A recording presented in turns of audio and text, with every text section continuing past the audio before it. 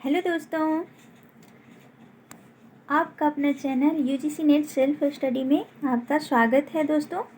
तो चलिए, आज जो हम वीडियो लेकर आए हैं वो है हिंदी साहित्य लेखन के परंपरा से वीडियो है, जो ये काफ़ी इम्पोर्टेंट है। चाहे वो हिंदी क्षेत्र से होने वाली कोई भी एग्ज़ाम हो, आपका यूजीसी नेट का एग्ज़ाम दिसंबर में होने वाला है, उसके लिए मोस्ट इम्पॉर्टेंट है। और साथ ही ये बीपीएससी, टीजीटी और पीजीटी के लिए भी काफ़ी इम्पोर्टेंट है, और सीजीएल के लिए भी।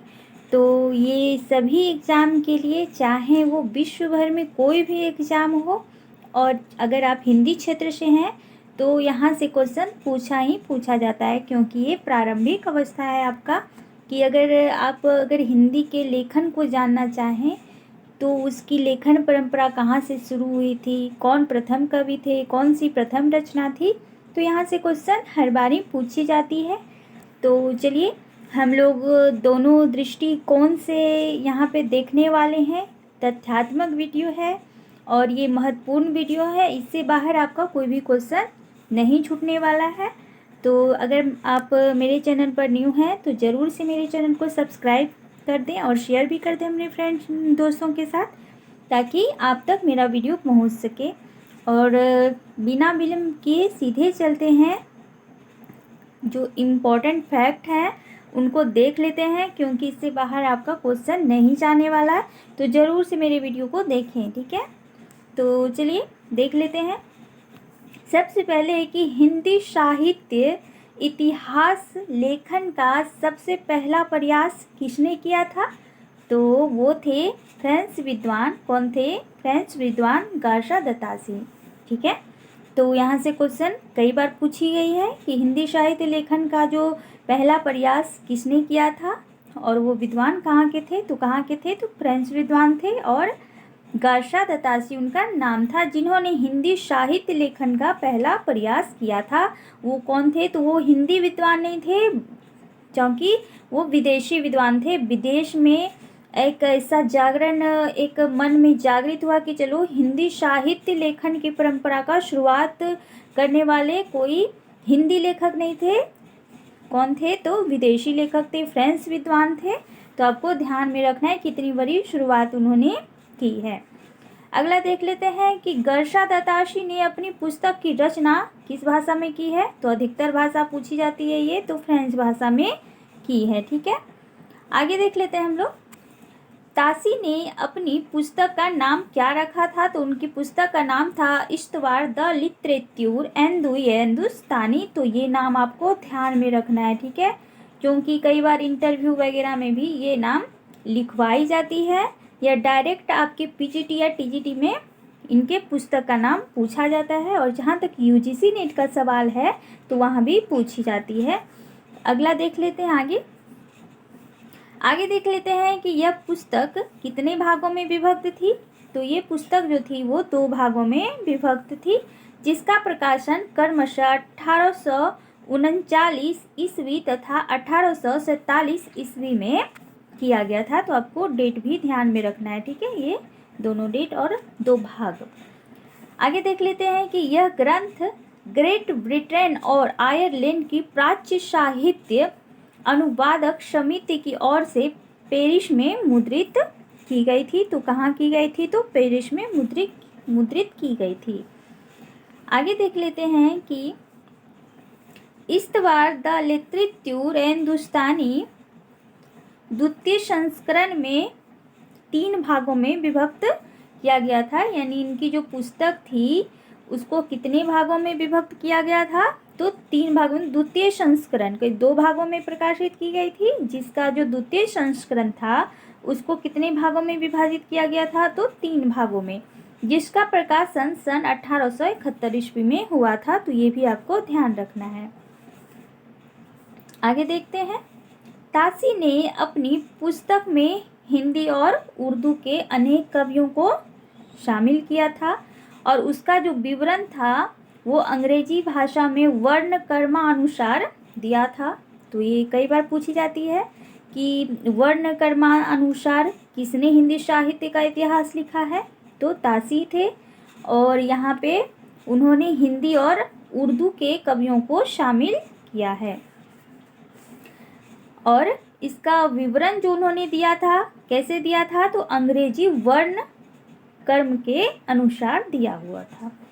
आगे देखते हैं कि गर्षा दत्तासी के ग्रंथ में कुल कितने कवि थे, तो कुल थे 738 कवि, जिनमें हिंदी के कितने थे, तो हिंदी के मात्र 72 कवियों को तथा शेष उर्दू के लिए हुए थे। तो मात्र हिंदी के कितने कवि थे, तो 72 कवि थे। 738 में सिर्फ 72 कवियों को, हिंदी के कवियों को उन्होंने अपने ग्रंथ में जगह दी थी, तो आपको ध्यान में रखना है। आगे देख लेते हैं हम। आगे देखते हैं कि डॉक्टर लक्ष्मी सागर वार्ष्ण्य ने ताशी के ग्रंथ का हिंदी अनुवाद किया था। तो अगर पूछा जाए आपसे कि ताशी के ग्रंथों का हिंदी अनुवाद किसने किया था, तो वो थे लक्ष्मी सागर वार्ष्ण्य। और इन्होंने हिंदी में जो इनके ग्रंथ का अनुवाद किया था वो था नाम हिंदुई साहित्य का इतिहास, जो कि सन 1952 ईस्वी में प्रकाशित कराया गया था इनके द्वारा। आगे देख लेते हैं। ताशी की पुस्तक जो है इस्तवार द लिटरेचर एंदुई हिंदुस्तानी में एंदुई के लिए हिंदवी शब्द का प्रयोग किया गया और हिंदुस्तानी के लिए हिंदुस्तानी यानी उर्दू का अर्थ वहाँ पे प्रयुक्त किया गया है।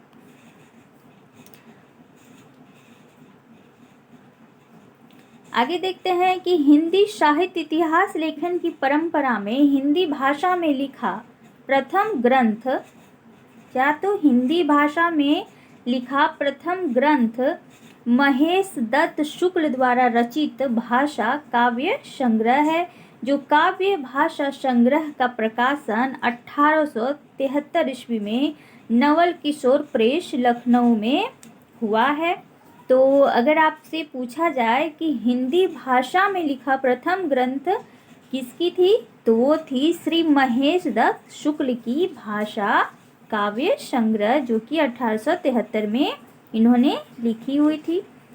और अगर आगे देखें तो आगे है कि शिव सिंह सेंगर जो थे, उन्होंने शिव सिंह सरोज नाम से हिंदी भाषा में दूसरा महत्वपूर्ण इतिहास ग्रंथ लिखा। आप अब यहाँ पे आप कंफ्यूज मत होना, क्योंकि आप देख लीजिए यहाँ पे, अब यहाँ पे आप देख सकते हैं कि यहाँ पे जो हिंदी भाषा में प्रथम ग्रंथ लिखा था महेश दत्त शुक्ल ने, वो क्या था, एक भाषा काव्य संग्रह था। लेकिन जो शिव सिंह सेंगर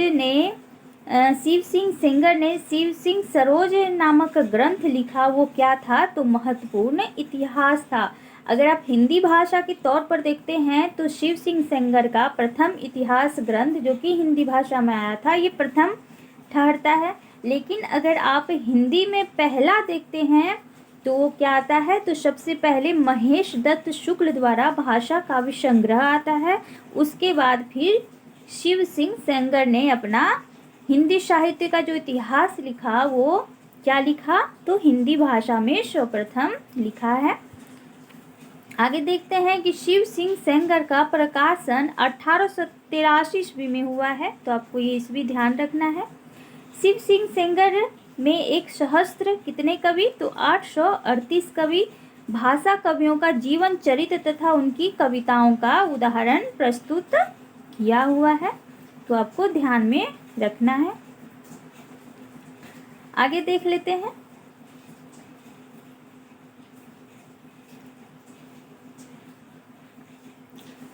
आगे है कि सन 1888 ईस्वी में एशियाटिक सोसाइटी ऑफ बंगाल की पत्रिका के विशेषांक के रूप में ग्रेसन द्वारा रचित the modern vernacular literature of Hindustan का प्रकाशन हुआ था।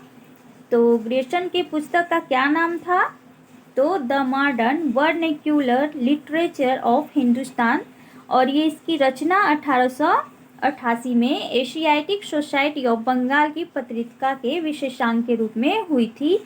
तो आपको ध्यान में रखना है इसके डेट को भी, इनके ग्रंथ को भी, और ये किसकी ग्रंथ है, तो ये ग्रेसन की ग्रंथ है, ये काफ़ी महत्वपूर्ण है, तो आपको ध्यान में रखना है। आगे देखते हैं हम। जॉर्ज ग्रियर्सन द्वारा रचित the modern vernacular literature of Hindustan को सच्चे अर्थों में हिंदी साहित्य का पहला इतिहास ग्रंथ माना जाता है। ग्रियर्सन ने अपने ग्रंथ में 952 कवियों को शामिल किया हुआ था। तो यहाँ पे आपको ध्यान रखना है इस बात को। आगे देखते हैं कि डॉक्टर किशोरी दत्त गुप्त ने the modern vernacular literature of Hindustan का हिंदी साहित्य का प्रथम इतिहास शीर्षक से हिंदी अनुवाद किया था, जिसका प्रकाशन सन 1957 ईस्वी में हुआ था। तो गर्षा दत्तासी का हिंदी अनुवाद किसने किया था? तो लक्ष्मी सागर वार्ष्णेय ने। और यहाँ पे अगर आप देख रहे हैं कि ग्रियर्सन के पुस्तक का यानी ग्रंथ का किसने अनुवाद हिंदी में किया था, क्योंकि ये भी तो इंग्लिश में लिखी गई थी। तो किसने अनुवाद किया था? तो डॉक्टर किशोरी लाल गुप्त ने हिंदी अनुवाद किया था। और किस नाम से? तो हिंदी साहित्य का प्रथम इतिहास नाम से, जो कि सन 1957 ईस्वी में प्रकाशित हुई थी। तो इतनी सी बात आपको ध्यान में रखना है। आगे देख लेते हैं कि ग्रियर्सन ने कवियों और लेखकों का काल कर्मानुसार वर्गीकरण तथा उनकी प्रवृत्तियों को स्पष्ट किया है। तो अगर आप जितने भी अभी तक हमने ग्रंथ देखे हैं उनमें अगर सही ग्रंथ ठहरता है, अगर काल कर्म और वर्गीकरण और उनकी प्रवृत्तियों को ध्यान में रखकर उनका वर्गीकरण किया है, तो किसने किया है? तो वो थे ग्रियर्सन महोदय, ठीक है, जिन्होंने काल कर्म को शामिल किया है। तो ये कई बार पूछी गई है कि ऐसे कौन से विद्वान थे जिन्होंने काल कर्म को ध्यान में रखकर हिंदी साहित्य का इतिहास ग्रंथ रचा था। तो वो थे ग्रियर्सन महोदय, the vernacular literature of the Hindustan, ठीक है। तो आपको ध्यान में रखना है। आगे देख लेते हैं। आगे है कि विभिन्न युग की काव्य प्रवृत्तियों की व्याख्या करते हुए उनसे संबंधित सांस्कृतिक परिस्थितियों व प्रेरणा स्रोतों का उद्घाटन भी हुआ है। प्रस्तुत ग्रंथ को विभिन्न कालखंडों में विभक्त किया है ग्रियर्सन ने, तथा प्रत्येक अध्याय काल विशेष का एक सूचक बताता है। उनके अगर आप आगे देख लेंगे हम लोग कि उन्होंने कितने कालखंड किए हैं हिंदी साहित्य का, और उनकी प्रवृत्तियाँ कौन सी प्रवृत्तियों के आधार पर किए हैं, और जो भी प्रवृत्तियाँ रखी है उन्होंने जो भी कालखंड रखा है वो विशेष काल का सूचक हुआ है, जो कि ग्रियर्सन ने बताया है। तो इसलिए इन्होंने काल कर्म को ध्यान में रखा है। तो यहाँ पे इस बात को आप ध्यान में रखिएगा। आगे देख लेते हैं कि जॉर्ज ग्रियर्सन ने प्रथम बार हिंदी साहित्य का भाषा की दृष्टि से क्षेत्र निर्धारण करते हुए संस्कृत, प्राकृत एवं अरबी, फारसी मिश्रित उर्दू को उससे पृथक किया। तो देखिए यहाँ पे ये इम्पोर्टेंट फैक्ट आपको ध्यान में रखना है, ठीक है। क्या किया इन्होंने कि जॉर्ज ग्रियर्सन वो पहले विद्वान थे जिन्होंने संस्कृत, प्राकृत, अरबी, फारसी मिश्रित उर्दू को अलग किया और एक काल कर्म के अनुसार उनकी प्रवृत्तियों के साथ हिंदी के कवियों को ध्यान में रखा है। तो आपको यहाँ पे इस बात को ध्यान में रखना है। आगे देखते हैं कि हिंदी साहित्य के विकास कर्म का निर्धारण चारण काव्य, धार्मिक काव्य, प्रेम काव्य, दरबारी काव्य के रूप में किया गया है। आगे देखते हैं कि 16वीं एवं 17वीं शताब्दी के युग यानी कि भक्ति काल को हिंदी काव्य का स्वर्ण युग मानना ग्रियर्सन की महत्वपूर्ण उपलब्धि है। तो स्वर्ण युग, जो भक्ति काल को स्वर्ण युग माना गया है, वो किसने माना है? तो यही ग्रियर्सन महोदय हैं। तो ये भी ध्यान में रखना है और यहीं से क्वेश्चन आता है, पूछा जाता है। आगे देख लेते हैं। अब देख लेते हैं मिश्र बंधुओं को और इनकी ग्रंथ की। तो मिश्र बंधुओं ने मिश्र बंधु विनोद, इनकी जो पुस्तक है, इतिहास ग्रंथ की रचना की। मिश्र बंधुओं में कौन कौन थे? तो भाई थे तीनों, गणेश बिहारी मिश्र, श्याम बिहारी मिश्र तथा सुखदेव बिहारी मिश्र। तो ये भी आपको ध्यान में रखना है क्योंकि ये तीसरा या चौथा नाम देकर आपको कंफ्यूज कर सकता है। तो आपको तीनों नाम ध्यान में रखना है, GSS, ठीक है, गणेश, श्याम और सुखदेव। तो ये तीनों नाम आपको ध्यान में रखना है। आगे देख लेते हैं। मिश्र बंधु विनोद 4 भागों में विभक्त है। कितने भागों में? 4 भागों में विभक्त किया गया, जिसके प्रथम 3 भागों का जो प्रकाशन है सन 1913 ईस्वी में तथा चतुर्थ भाग जो है 1934 ईस्वी में प्रकाशित किया गया। मिश्र बंधु विनोद में 4591 यानी कि लगभग 5000 कवियों का जीवन वृत्त उन्होंने वर्णित किया है। इसमें अनेक अज्ञात कवियों को प्रकाश में लाने के साथ ही उनके साहित्यिक महत्व को स्पष्ट करने का प्रयास किया है। यानी कि जो अज्ञात कवि, जो ज्ञात नहीं थे, जिनके बारे में किसी को कोई अता पता नहीं थे, उन पर भी इन्होंने ध्यान दिया, उनको सामने लाया और सबसे परिचित कराया, उनकी साहित्यिक महत्व को लोगों के समक्ष प्रस्तुत किया। तो इस तरह इन्होंने बहुत बड़ी यहाँ पे काम किया है मिश्र बंधुओं ने। आगे देख लेते हैं। हिंदी साहित्य लेखन की परंपरा में आचार्य शुक्ल, जो कि एक महत्वपूर्ण कड़ी हैं हिंदी साहित्य में, या मानिए से कि ये एक नींव है, तो ये काफ़ी इम्पोर्टेंट है। तो आचार्य रामचंद्र शुक्ल द्वारा हिंदी साहित्य का इतिहास का स्थान सर्वोच्च है। आचार्य शुक्ल का इतिहास मूलतः नागरी प्रचारणी सभा द्वारा प्रकाशित किया गया था, जो कि हिंदी शब्द सागर की भूमिका के रूप में हिंदी साहित्य का विकास, और ये स्टेट में पूछी गई थी, के नाम से सन 1929 ईस्वी, आपको ईस्वी भी ध्यान में रखना है, 1929 ईस्वी में प्रकाशित की गई थी। हिंदी साहित्य का इतिहास में 1000 कवियों और लेखकों को इन्होंने शामिल किया था। ज़्यादा नहीं लिया था, लेकिन इनकी जो पुस्तक थी वो क्या थी, तो बहुत ही महत्वपूर्ण साबित हुई थी। और देखिए इन्होंने क्या कहा है। इन्होंने कहा है कि शिव सिंह सेंगर, जॉर्ज ग्रेसन तथा मिश्र बंधु के जो इतिहास हैं उनको इन्होंने कवि वृत्त संग्रह की नाम की संज्ञा दी है। कि क्या है इन लोगों का जो ग्रंथ है वो क्या है, मात्र कवि के वृत्त संग्रह, यानी कवि का जो साहित्यिक परिचय है या कौन से कवि किस काल में है, बस उतना ही है और कुछ नहीं है। जबकि इन्होंने माना है कि मिश्र बंधु विनोद से इन्होंने अपनी इतिहास ग्रंथ में उनका जो थीम है उन्होंने शामिल भी किया, उनसे कंटेंट भी इन्होंने लिया है। लेकिन उन्हें ये क्या कहते हैं कि ये तीनों के जो ग्रंथ हैं वो क्या हैं, तो मात्र कवि वृत्त संग्रह की संज्ञा देते हैं। तो आपको ध्यान में रखना है इसे। आगे देख लेते हैं शुक्ल जी क्या कहते हैं। तो शुक्ल जी कहते हैं कि जबकि प्रत्येक देश का साहित्य वहाँ की जनता की चित्तवृत्ति का संचित प्रतिबिंब है, और ये कोटेशन कई बार पूछी जा चुकी है, तब यह निश्चित है कि जनता की चित्तवृत्ति के परिवर्तन के साथ साथ साहित्य के स्वरूप में भी परिवर्तन होता चला जाता है। आदि से अंत तक इन्हीं चित्तवृत्ति को परंपरा को परखते हुए साहित्य परंपरा के साथ उनका सामंजस्य दिखाना ही साहित्य का इतिहास कहलाता है। तो ये देख रहे हैं कि कितनी महत्वपूर्ण इन्होंने बात कही है कि जनता की जो चित्तवृत्ति है उसके परिवर्तन के साथ साथ जो युग का परिवर्तन होता है, उनकी चित्तवृत्ति के अनुसार जो परंपरा का परिवर्तन होता है, अगर उन्हीं सब में सामंजस्य, एक परंपरावादी जो नहीं हो, सामंजस्य जिसमें बैठाया जाए, सामंजस्य जिसमें देखा जाए, जो जनता को ध्यान में रखते हुए लिखी गई हो, वो क्या है, जो परिवर्तनशील है, वही साहित्य का इतिहास कहलाता है। ये शुक्ल जी का महत्वपूर्ण कोटेशन है।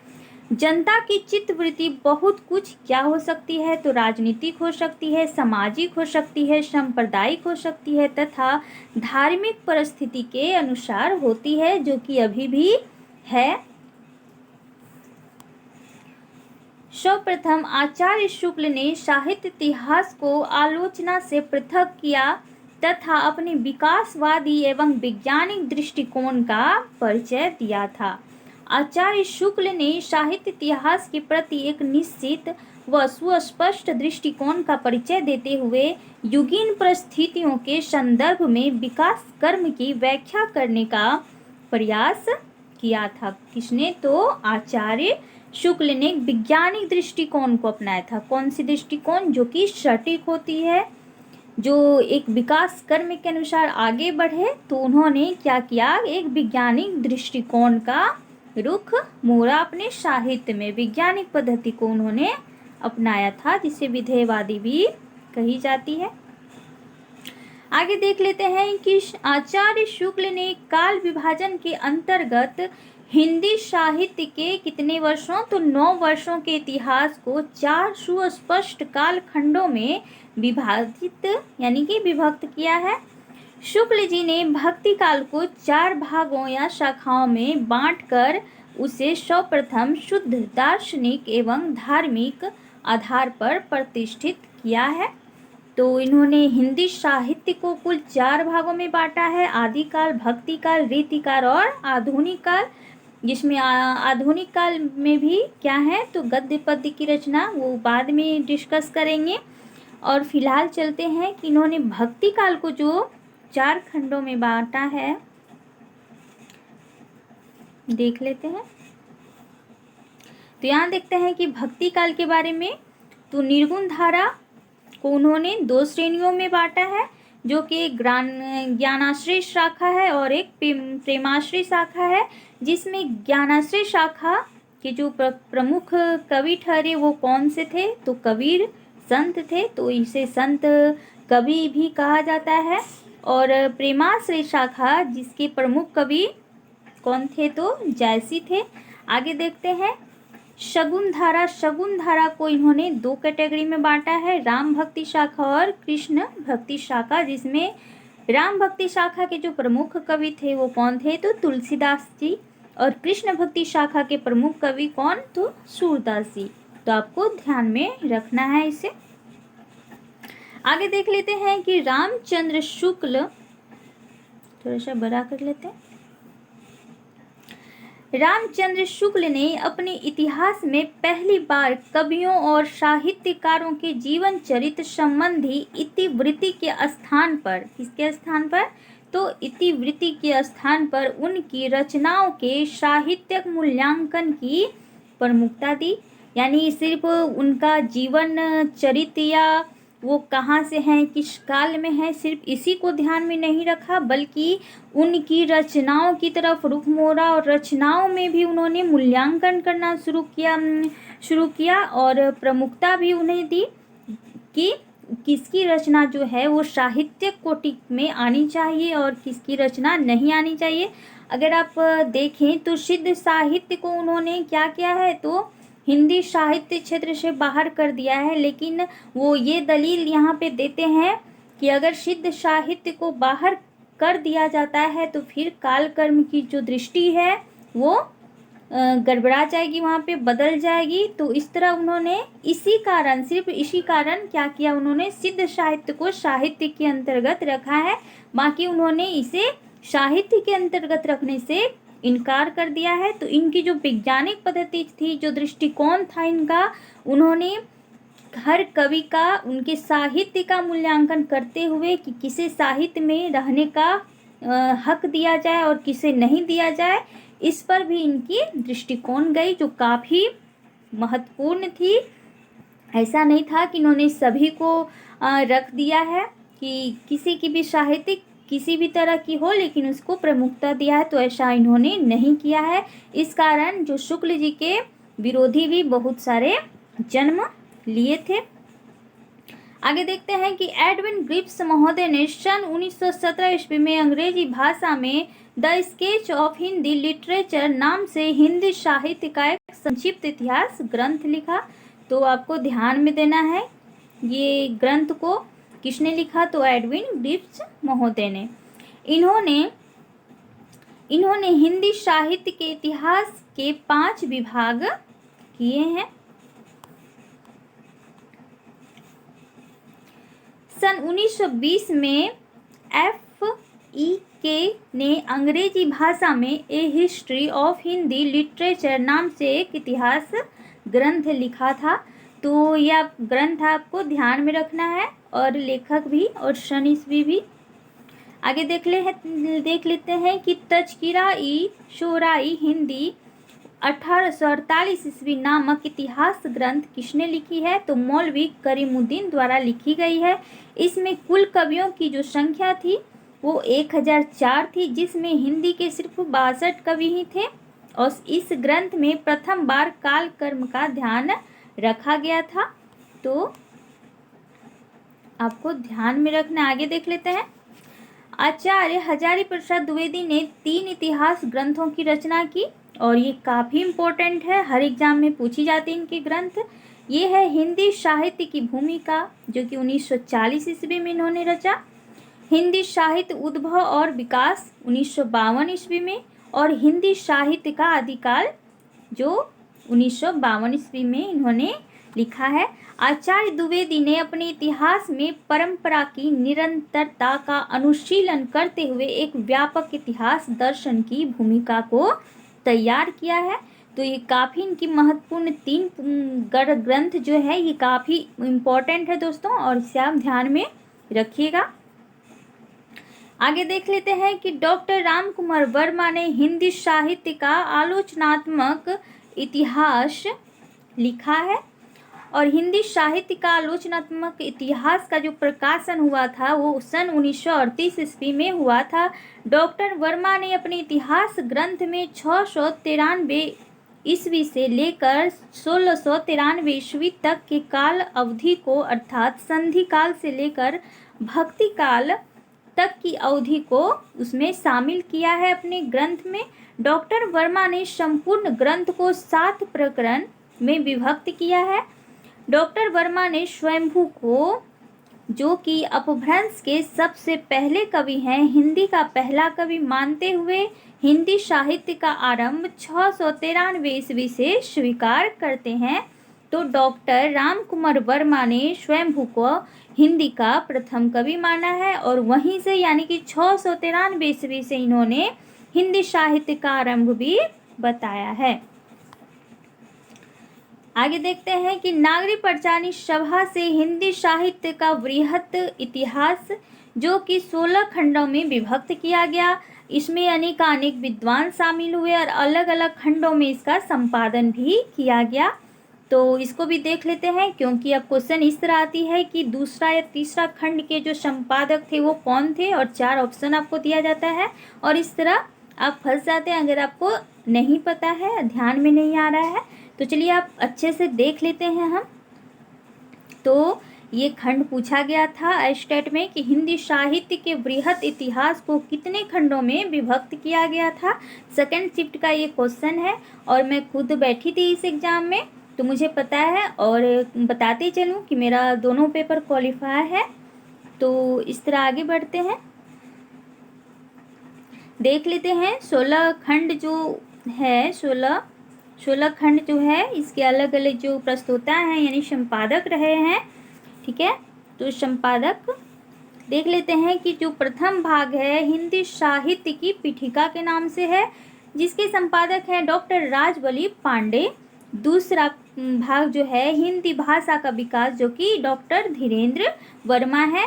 और ये जो डॉक्टर धीरेन्द्र वर्मा ने, अगर आप ध्यान में इसे रखें तो डॉक्टर धीरेन्द्र वर्मा ने कोई इतिहास ग्रंथ नहीं रचा है।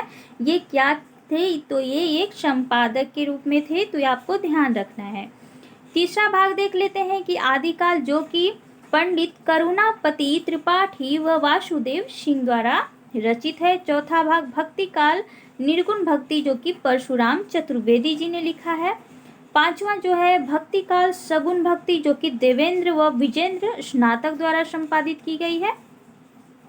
छठा भाग देखते हैं रीतिकाल रीतिबद्ध, जो कि डॉक्टर नगेंद्र द्वारा संपादित की गई है। सातवां भाग देखते हैं कि रीतिकाल रीति मुक्त, जो कि डॉक्टर भगीरथ मिश्र द्वारा संपादित है।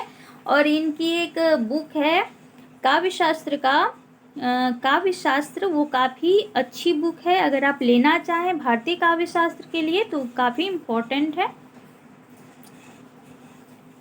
आगे है कि 8वां भाग जो है हिंदी साहित्य का अभ्युत्थान भारतेंदु काल से संवत 1900 से 1950 ईस्वी तक। तो ये डॉक्टर विनय मोहन शर्मा द्वारा संपादित की गई है।